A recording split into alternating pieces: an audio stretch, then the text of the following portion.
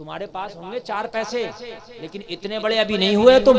हजरत उमर इब्ने Khattab आदि दुनिया पर हुकूमत करते, 23 लाख मुरब्बा मील पर हुकूमत है, और पद और ओहदे इतने बड़े बड़े। मेरे नबी ने फरमाया, मेरे बाद अगर कोई नबी होता तो उमर होता। मेरे नबी ने फरमाया, आसमान के सितारों के बराबर किसी की नेकियां तो हजरत उमर की हैं। आप खलीफा हैं, अमीरुल मोमिनीन है, इतनी बड़ी कुर्सी आपके हाथ में है।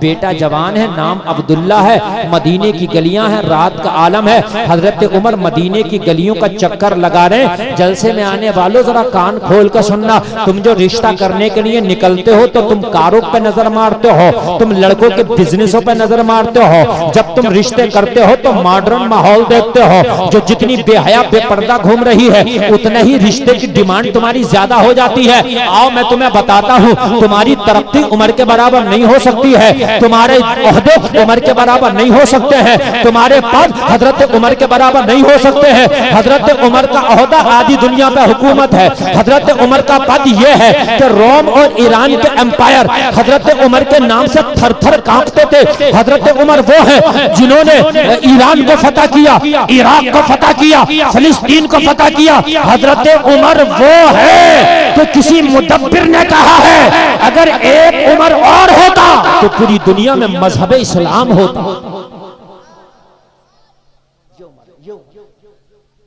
हमारे पास तो मियां पैसे आ गए तो शादियों के माहौल, हर चीज के माहौल बदल गए। हजरत उमर से बड़ी तरक्की नहीं हो सकती। मदीने की गलियों में रात में हजरत उमर चक्कर लगाने टहलने, कोई भूखा तो नहीं, खाना खिलाऊं, कोई प्यासा तो नहीं, पानी पिलाऊं, कोई बीमार तो नहीं, दवा दिलाऊं। रात में सन्नाटे का आलम, मदीने में सब अपने अपने बिस्तरों पे नींद की आगोश में। हजरत उमर जब एक दरवाजे से गुजरे, ये दरवाजा एक बूढ़ी खातून का था। हजरत उमर जब उस बूढ़ी खातून के दरवाजे से आगे बढ़े, उस बूढ़ी खातून के घर औरतों के झगड़ा करने की आवाज आई। हजरत उमर ने जब औरतों के झगड़ा करने की आवाज सुनी, दरवाजे पे रुके, झगड़ा किस वजह से हो रहा है, झगड़ा करने की वजह सुनो। जलसे में जितने भी खजूर जिंदा दिल मुसलमान बैठे हैं, झगड़ा करने वाला एक बूढ़ी औरत और एक उसकी जवान बेटी, दोनों माँ बेटियों में झगड़ा लगा है, बहुत तेज का झगड़ा। किस बात पर? माँ अपनी जवान बेटी से कह रही थी, बेटी दूध अगर बकरी का दूध लिया हो तो उसमें पानी मिलाओ ताकि सुबह को मुनाफा ज्यादा हो, दूध वाले को दूध दें। तो बेटी कह रही थी, माँ मैं दूध में पानी नहीं डालूंगी। क्यों? कहा इसलिए कि मैंने उमर की तकरीर में एक रोज सुना था, उमर कह रहा था इस्लाम में धोखा देना नहीं है, कोई दूध में पानी नहीं मिलाएगा, कोई चीट नहीं करेगा, कोई धोखा नहीं देगा। आप धोखे को समझते हो कि हमने तरक्की कर ली, आप कम तोल के देते हो, आप सोचते हो कि मैंने तरक्की कर ली। 4000 ईंटा लोगों को दिया, 5000 गिनती कराई है, समझते हो कि मैंने तरक्की कर ली, और घर आके बड़ा खुश होता है। अभी एक लड़का मुझे बता रहा कि हजरत 4000 ईंटे देके 5000 बताइए था, और है सीना तान के कहता मैंने हेड बांध दिया। हेड बांधाया, हेड नहीं बांधा, खुद बन गया, खुद बन गया। इसलिए कि जो 1000 ईंटा कम दे के आया, कयामत में तुझे देना पड़ेगा। कहां से देगा ये तू समझ। कहने लगी माँ दूध में पानी नहीं डालूंगी, इसलिए कि उमर ने मना किया था कि दूध में पानी मिला के कोई नहीं बेचेगा। बूढ़ी माँ ने कही बेटा अरे कैसी बात करती हो, उमर ने कहा था।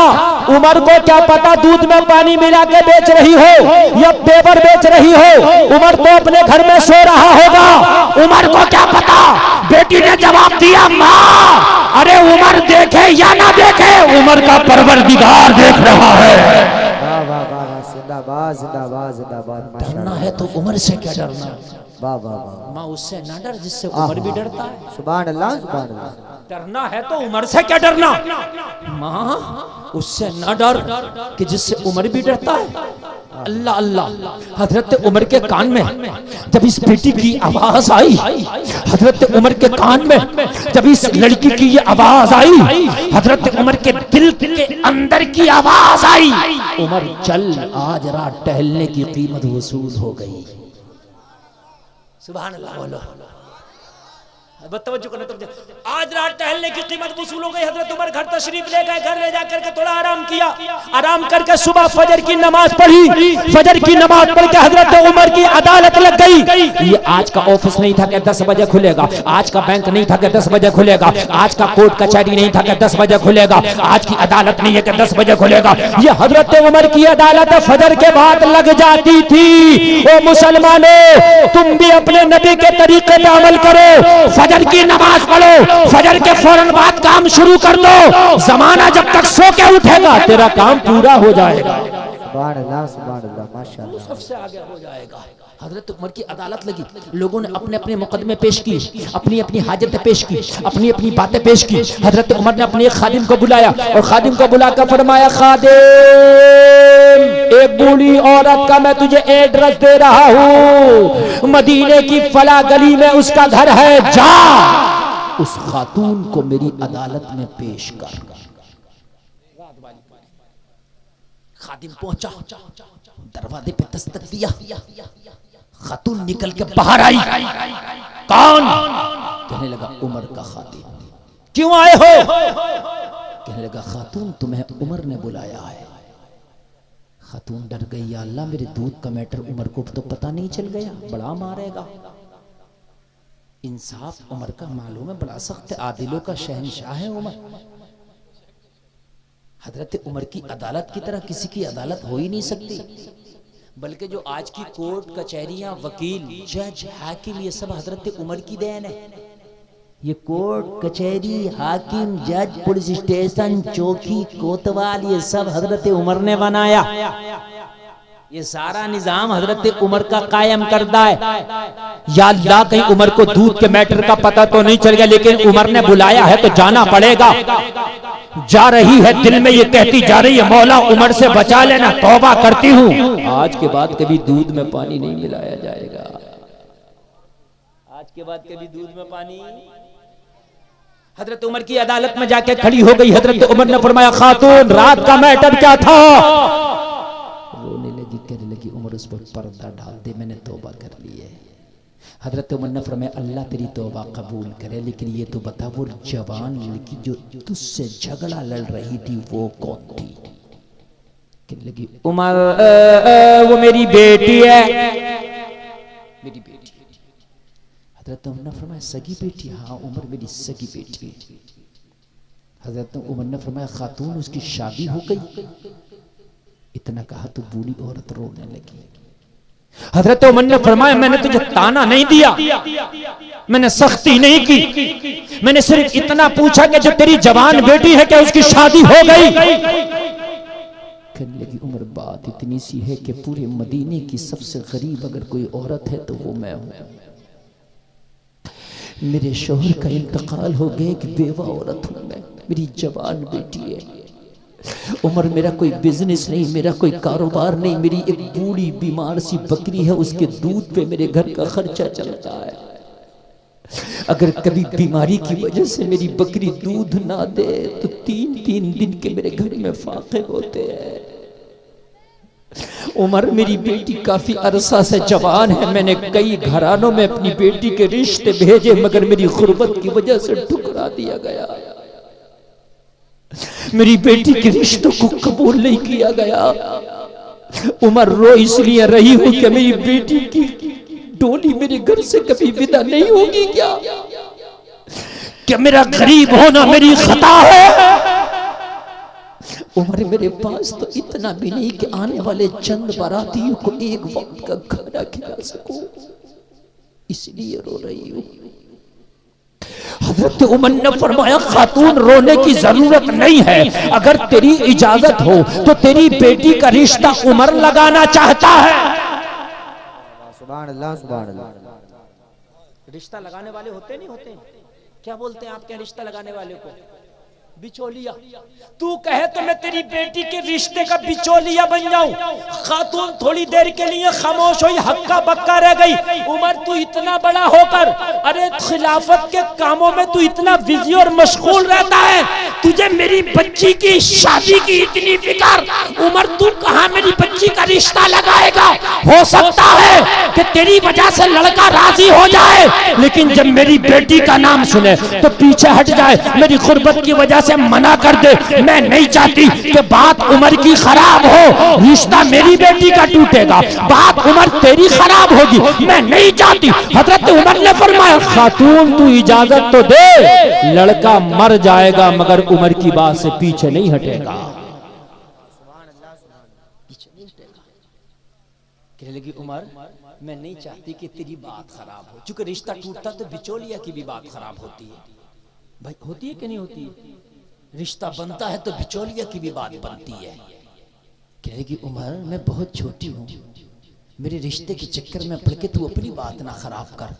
हजरत उमर ने फरमाया, खातून तू राजी हो जा, अपनी बेटी की इजाजत ले ले। उमर रिश्ता लगाना चाहता है, उमर तेरी बेटी का रिश्ता लाया है, अगर तुझे मंजूर हो तो मुझे बताना। जलसे में आने वालों जरा दिल के कानों से सुनना, ईमान ताजा हो जाएगा। कहने लगी उमर, वो लड़का कौन है मदीने में, जरा नाम तो बता, जो मेरी बेटी से तेरे कहने पर निकाह करने तैयार हो जाएगा, शादी करने तैयार हो जाएगा, जो मेरी बेटी को अपनाने तैयार हो जाएगा। हजरत उमर का जवाब सुनोगे, ए मुसलमानों तड़प जाओगे। हजरत उमर ने फरमाया, ओ खातून तेरी बेटी से कोई आम लड़का शादी नहीं करेगा, बल्कि उमर का बेटा अब्दुल्ला शादी करेगा। सुभान अल्लाह, सुभान अल्लाह, जिंदाबाद जिंदाबाद, माशाअल्लाह। मेरा बेटा अब्दुल्ला, अब्दुल्ला हजरत उमर के बेटे का नाम याद रहा। सुभान अल्लाह तो कह दो। अब भी अगर नहीं बोलोगे तो कब बोलोगे? जरा जोर से बोलो। कहने लगी उमर, ये मजाक तो नहीं है? कहां मैं मदीना की सबसे गरीब, कहां उमर तू अमीर नहीं बल्कि अमीरुल मोमिनीन, तेरा मेरा फासला कितना है कभी सोचा? उमर ये शादी कैसे होगी? मेरी बेटी तेरे बेटे के साथ निकाह कैसे होगा?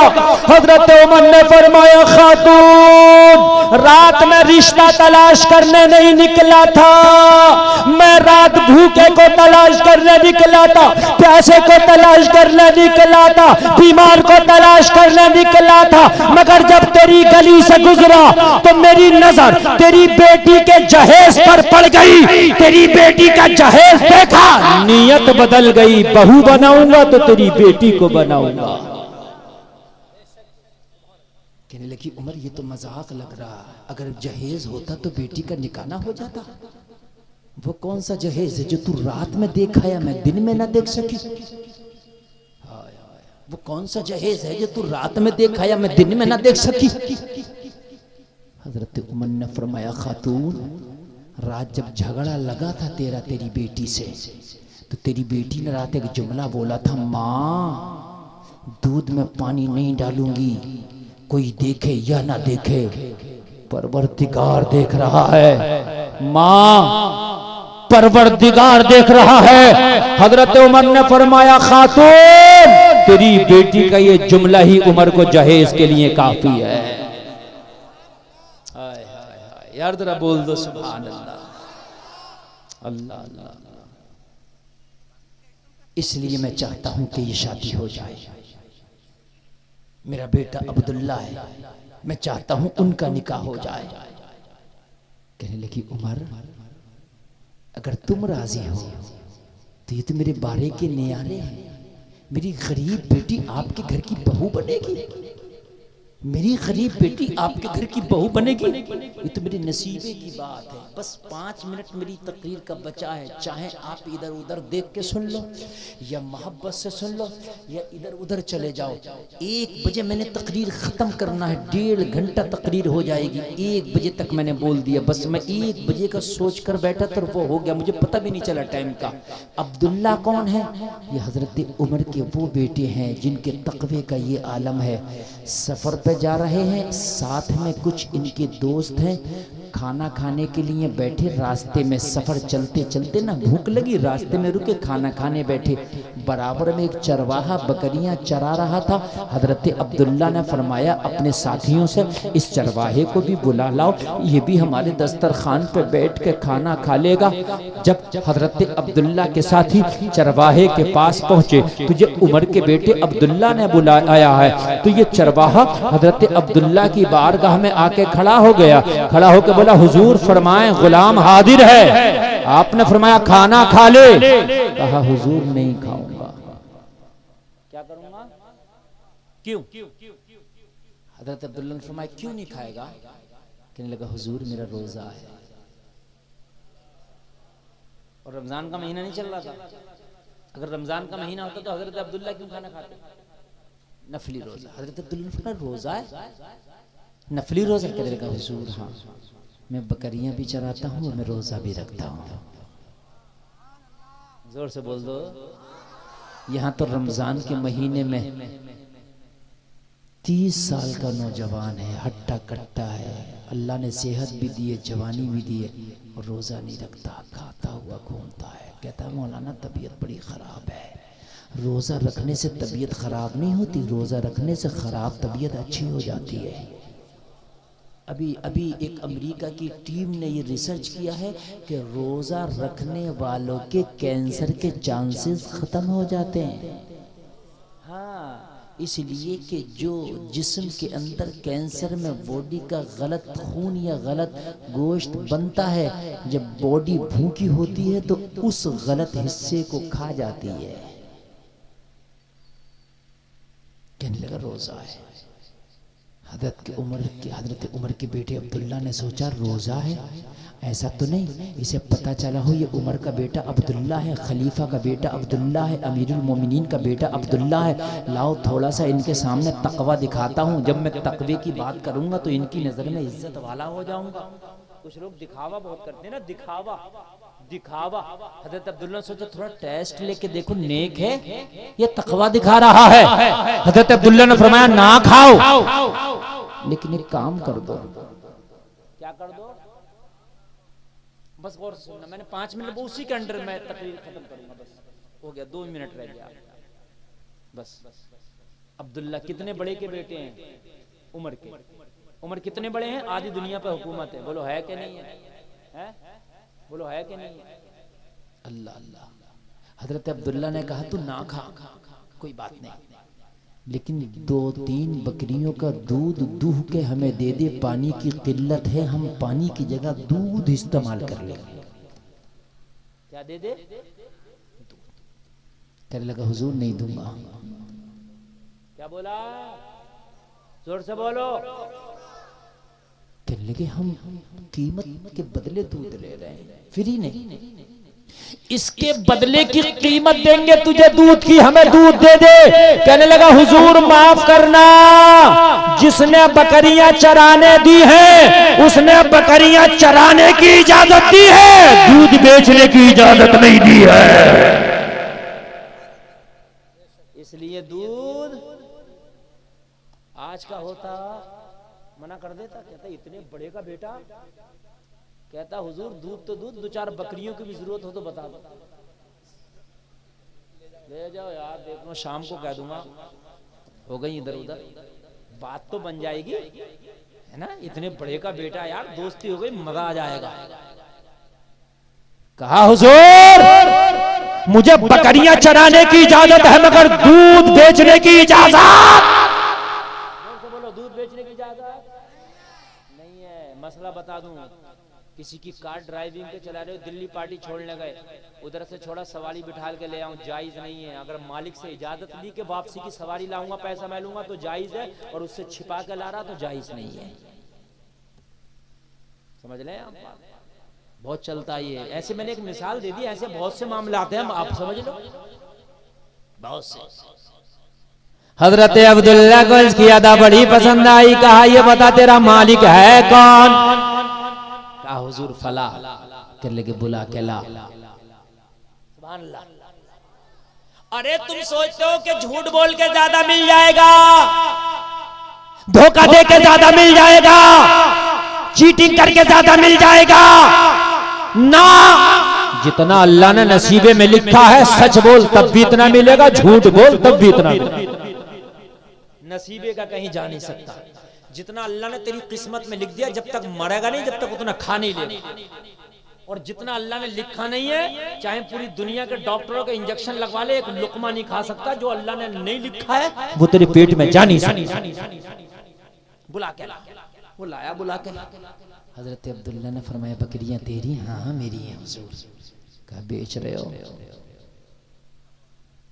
अब बेच रहा हो, मुंह मांगी कीमत देंगे। बकरियां बेचने राजी हो गए। हजरत अब्दुल्ला ने बकरियां खरीद ली। इसकी सच्चाई हजरत अब्दुल्ला को इतनी पसंद आई, बकरियां खरीद के बोले आज के बाद हमने तुम्हें बकरियों का मालिक बना दिया है, चाहे दूध बेचा करना, चाहे बकरी बेचा करना। मिलता उतना ही है भाइयों, जितना कि अल्लाह ने किस्मत में। बस तकरीर तो खत्म है, मगर बस यही बात सुन ले, झूठ बोलने से रोजी नहीं बढ़ती। नहीं समझ रहे हैं आप बात? अगर रोजी बढ़े तो सबसे ज्यादा मालदार वो हो। कभी ताजमहल देखने जाना ना तुम, तो वहां पर वो होते हैं तर्जमान कह लीजिए या गाइडर कह लीजिए। वो जो अंग्रेज लोग आते हैं ना बाहर के, उनकी गाइडिंग करते हैं, तो वो इंग्लिश बोलना आती है उन्हें। जरा इतना झूठ बोलते हैं भाई साहब, इतना झूठ बोलते हैं, इतना झूठ बोलते हैं, जिंदा झूठ। वो गाइडर को दिखा रहा था, बता रहा था, कोई उसने पूछा कि ये क्या है? अरे कहा यही तो शाहजहां बैठ के कैलूला फरमाया करते थे। उसे क्या पता फरमाया करते थे? क्या दे दिया डॉलर निकाल के, क्या नई बात बताई। मगर अमीरी से नहीं आती, अमीरी आती है अल्लाह के अता करने से। अगर ये झूठ बोलता है इसे बकरियां मिलती, अगर ये दूध आज बेच देता तो बकरियां मिलती? बकरियां नहीं मिलती, सजा मिलती। क्योंकि बेटा उमर का है, बेटा उमर का है, बकरियां दे दी। इन्हीं की शादी के लिए हजरत उमर ने फरमाया खातून तू अपनी बेटी का निकाह मेरे बेटे अब्दुल्ला से कर दे। राजी हो गई, निकाह हो गया, दुल्हन घर आ गई। अब बस सुनना, 30-20 सेकेंड की बात, और अच्छा लगे ना तो कोई नारा जरूर लगाना। इतनी अच्छी बात है कि दिल को छू जाएगी। हजरत उमर ने अपनी बहू से कहा बेटी, उमर के घर बहू बन के आई हो, तुम्हारी अब कुछ जिम्मेदारियां हैं। जाहिर सी बात है, हर बहू की जिम्मेदारी होती है कि नहीं होती? एक घर छोड़ती है दूसरे घर पे आती है। कहने लगी हुजूर मैं आपकी बारगाह में खड़ी हूं, बताएं क्या क्या जिम्मेदारियां निभाऊंगी। हजरत उमर ने फरमाया जो जहेज तुम लेकर आई हो वो जहेज उमर इस्तेमाल करना चाहता है, वो जहेज उमर को इस्तेमाल कराना। कहने लगी हुजूर जहेज के नाम पर पानी का प्याला नहीं लेकर के आई हो, मैं आपके बेटे की डोले में वही कपड़े पहनकर विदा हुई हूँ जो मेरे जिस्म पर है। इसके अलावा ना कोई जोड़ा है, इसके अलावा ना कोई जहेज है। कि जहेज की बात कर रहे हो? हजरत उमर ने फरमाया बेटे जब रोजाना घर से मैं अदालत में लोगों के फैसले करने निकला करूं तो रोजाना मेरे पास आके मेरे कान में कह दिया करना उमर अदालत में लोगों के फैसले जरा सोच समझ के करना, कोई देखे या ना देखे परवरदिगार देख रहा है। परवरदिगार देख रहा है।